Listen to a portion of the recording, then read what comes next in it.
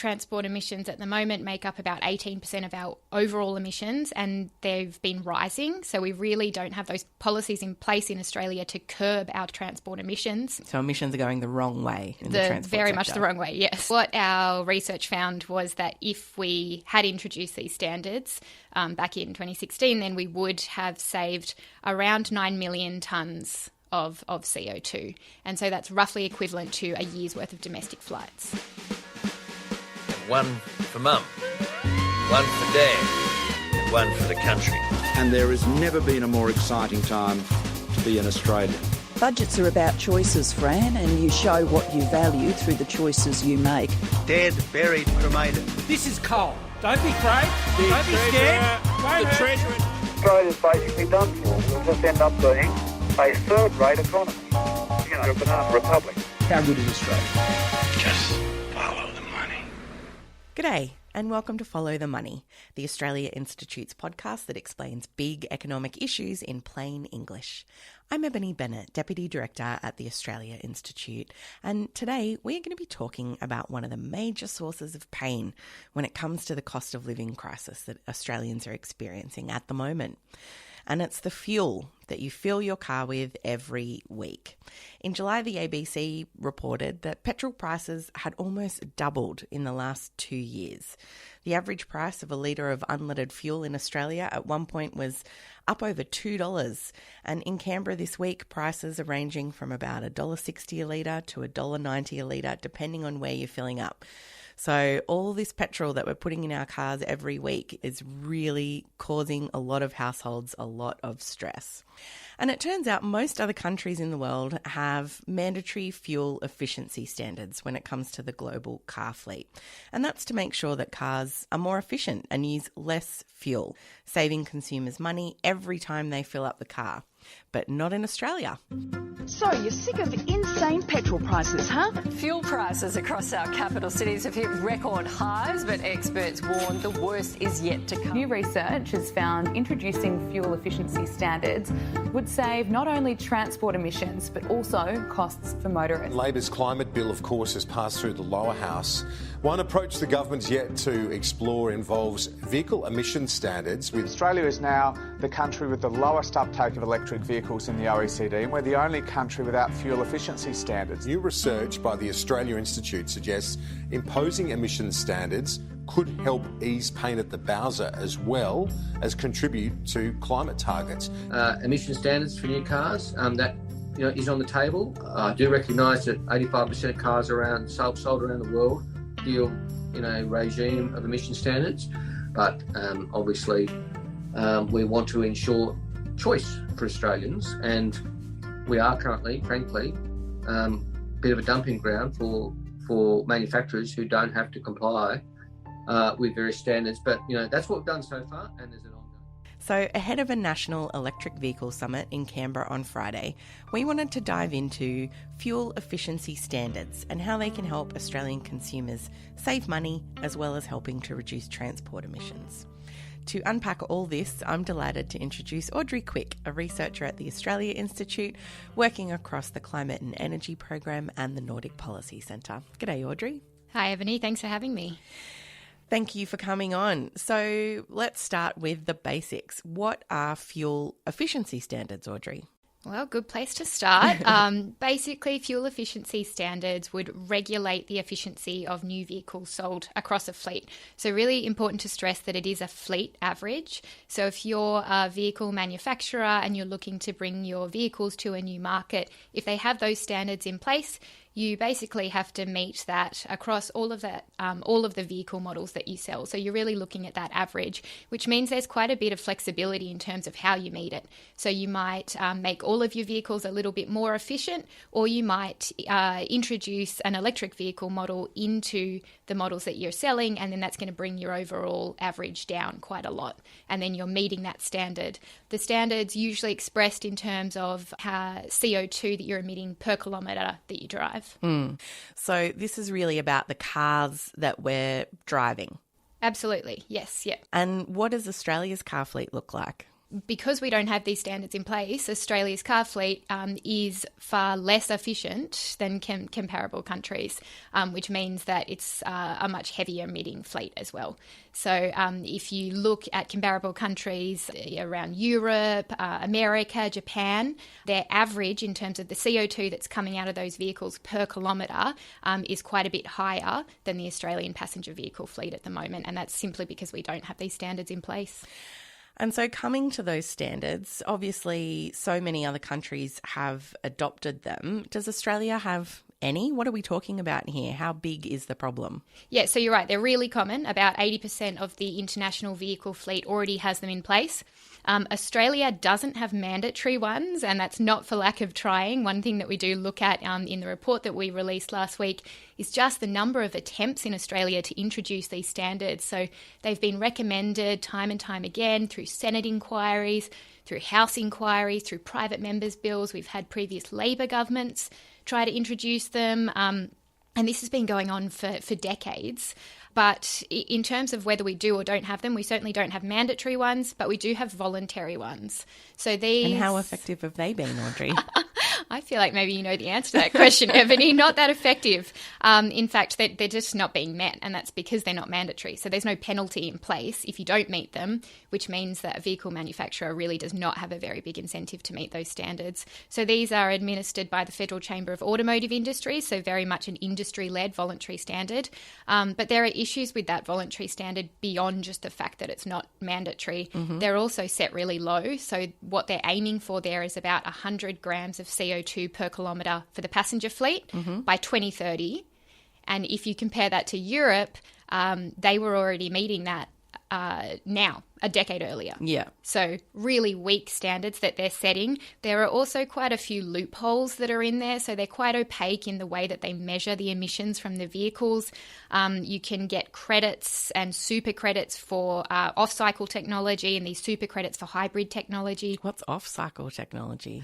So off-cycle technology is basically anything that's not going to be picked up in the main testing procedure. So because these testing procedures were developed quite a long time ago, we have new vehicle technologies like super duper paint jobs that make them more aerodynamic, or maybe a grille at the front that makes it aerodynamic. It doesn't get picked up in that main testing cycle, so they account for it in these little off-cycle credits where you basically just tick a box, you say that you have that technology, and you do get credited for it in terms of reducing the emissions. So loopholes big enough to drive a car through. You could say that. You could say that, yes. And I mean, why has this been so hard for Australia to introduce fuel efficiency standards? Because presumably, if it's been recommended so many times, it's a good idea. Does the public want this to happen? Yeah, so we actually polled this in our Climate of the Nation report last year to see whether the public does support this. There's overwhelming support. I think it was 70+% support the introduction of fuel efficiency standards in line with the European standards. I think a lot of it has to do with some of that industry pushback. You know, we've seen even last week there were some documents that were released through the Sydney Morning Herald. We saw that the Federal Chamber of Automotive Industries is really pushing back on these mandatory standards. And we also saw a lot of political backlash when previous governments attempted to introduce them. And there was a lot of disinformation there. So we heard things like they're going to make your utes more expensive, which they won't. And I think that has meant that it's, you know, a bit of a scary proposition for new governments going forward to try and introduce them now. So there's a lot been standing in the way of adopting these types of mandatory standards in Australia. What would happen if we were to adopt them? First, we'd probably have a little bit of a phase-in period, so they wouldn't be adopted immediately. There'd be some sort of announcement that they're going to be adopted. You'd have a phase-in period so the vehicle manufacturers can work out how they're going to meet those standards. So that might be just organising to bring some of their electric vehicles to the market. And that's one of the big things that we would see. I think we would be likely to see more electric vehicle models entering our market. And we've even heard that from some of the manufacturers. They're saying, look, introduce introduce these standards so we can bring you out. We have a business case to bring electric vehicles to market. Exactly. So we would see more EV models here. And then over the course of time, we're also going to see massive fuel savings. So that was one of the big things that our report looked at. We looked at what would those fuel savings have been if we'd introduced these back in 2016. Mm-hmm. And we see that Aussies... 2015, I think you said. 2015, 2016, Aussies would have saved $6 billion in fuel costs, and simply because the new vehicles that would have been sold in our market during that time would have been consuming less fuel to travel the same distance. Yep. And then that's a cumulative effect as well, because every year those vehicles then stay in the market. You get new vehicles coming in, they're more efficient. The already efficient ones are staying in there, and you're increasing those benefits. And so what we're talking about essentially is consumers are essentially have no choice. They're being forced to buy vehicles that aren't as efficient as they could be. And so they're wasting a lot of money on petrol that they don't need to. Is that what we're talking about? Exactly, because that's what's available in our market. One of the reasons why this is so important, obviously we've touched on that consumer piece there, because I think that's on a lot of people's mind, obviously with petrol prices so high that there's a big savings here. But there's also an environmental dividend. Obviously Australia's transport emissions are pretty big. It's something that we have to tackle. Electric vehicles are going to help that. But what will happen to emissions if Australia can successfully introduce fuel efficiency standards? Yeah, you're right. So transport emissions at the moment make up about 18% of our overall emissions, and they've been rising. So we really don't have those policies in place in Australia to curb our transport emissions. So emissions are going the wrong way in the transport very sector. Much the wrong way, yes. What our research found was that if we had introduced these standards back in 2016, then we would have saved around 9 million tonnes of CO2. And so that's roughly equivalent to a year's worth of domestic flights. Yeah. I mean, it's just boggling to me that we haven't done this yet. It's a big win for consumers. It's a big win for the climate. So, Audrey, as I flagged in the introduction, there's going to be an electric vehicle summit in Canberra on Friday. What are we expecting to come out of that? Yeah, so this is the National Electric Vehicle Summit. We've got some big names speaking there. It's organised by the Australia Institute, by Boundless, Mike Cannon-Brooks's philanthropic outfit, the Electric Vehicle Council and the Smart Energy Council.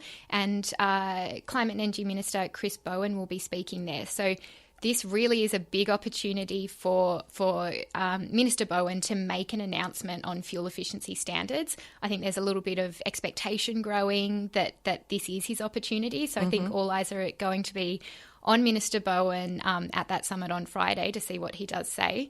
So it's quite an exciting time. I think we could hear something. Yeah, because certainly this Labor government, it's been much more focused on climate change as an issue. We've seen the climate bill kind of pass through the lower house of Parliament. It's very clearly a big priority. So as you said, this is a big area that requires reform, and expectations will be high. Absolutely, and I think it's kind of similar to the climate bill in that the 43% target is a massive leap forward from where we were previously. Is it enough? No. Is it a science-based target? No. Is it particularly ambitious? Not really. And I think it's the same with transport. You know, we've seen this massive turnaround from the previous government where we were talking about ruining the weekend and things like this.